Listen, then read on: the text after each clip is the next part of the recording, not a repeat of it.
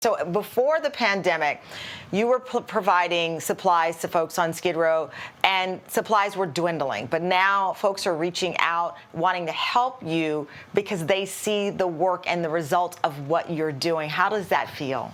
I'm just touched. I have tears in my eyes right now. I love that community so much. It feels really good to know that people are waking up and paying attention to a community that's very much at risk and they need our help. And it just feels really good that people are willing to reach out, especially right now when some people don't have a job themselves. They don't know where their next dollar is coming from.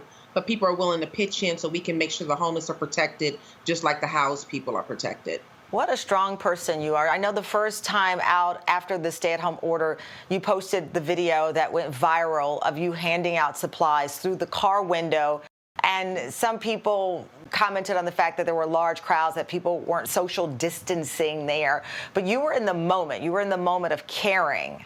Correct. Social distancing and isolation is a privilege that the homeless don't have the ability to do. There's over 60,000 people in LA County that are homeless alone. And I think when COVID-19 first hit, everyone was talking about social distance like everyone had the ability to do that. And that's a luxury. And I wanted to show them that's a luxury that they don't have. They don't have the ability to do that. So we were trying our best just to give them the supplies that they needed to be safe while they were unable to social distance and self-isolate.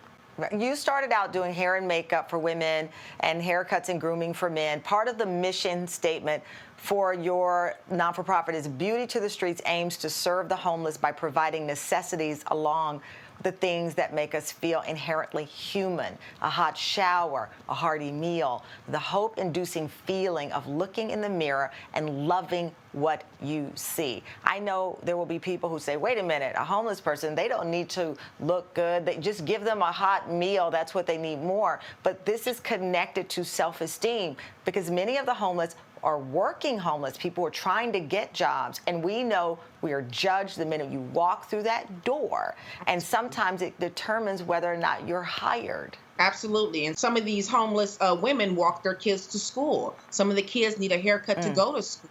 I think people don't understand that looking good also helps you feel good. I mean, if you've ever been a woman and you've gone through heartbreak or something tumultuous has happened in your life, the first thing a good friend of yours will say is, come on, girl, let's go get our nails done. Come on, let's go get our hair done. Let's put some makeup on and get you out of the house. Now, it's not going to change any of your circumstances. What happened still happened, but you got up, you got your hair done, your nails done. You just felt better for that short period of time, and that's exactly what we're trying to do with the homeless. Just allow them to feel better during this struggle that they're going through. That's what we have to offer. Absolutely. We're talking about people who society is not helping. I've seen all of the memes of whether they're a celebrity or everyday people. We're complaining about our nails not being done. We're complaining about our hair. We know that in a month or a few months, we'll be able to have that option. When you're homeless, you don't know when things will get better. And oftentimes you don't feel that that's anywhere near where you are. So I know that you drove around Skid Row and you saw one hand washing station with soap, no water. Last weekend, the city started installing more. You say now part of your mission is to educate the homeless about the coronavirus because, again, real talk here, a lot of people in the shelters, people on the streets, they don't have access to the information that we're all consuming all day long on our cell phones or on cable news. They don't know. Yeah, I think people forget that they don't have access to TV. And one of the scariest things that happened was when we went out after COVID-19 first hit, we went out to the community. The homeless were in shock. They're like, where's all the churches and where's all the nonprofits and where's everybody that used to feed us? Like, what happened?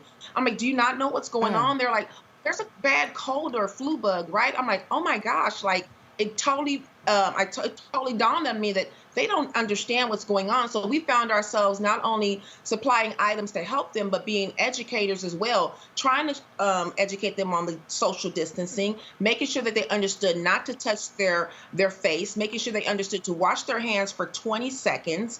So we find ourselves really to spread that information. And a lot of them do have cell phones, but what happened when COVID-19 hit, a lot of the shelters or the charging stations for the cell phones, because that's where large crowds gathered, they closed down. So now people are walking around with dead phones, so they can't check what the CDC said yesterday, and they can't check the news like we do every single morning. So it's a lot of that. It's a lot of things that people don't realize is what's going on, and they're walking blind. They don't understand what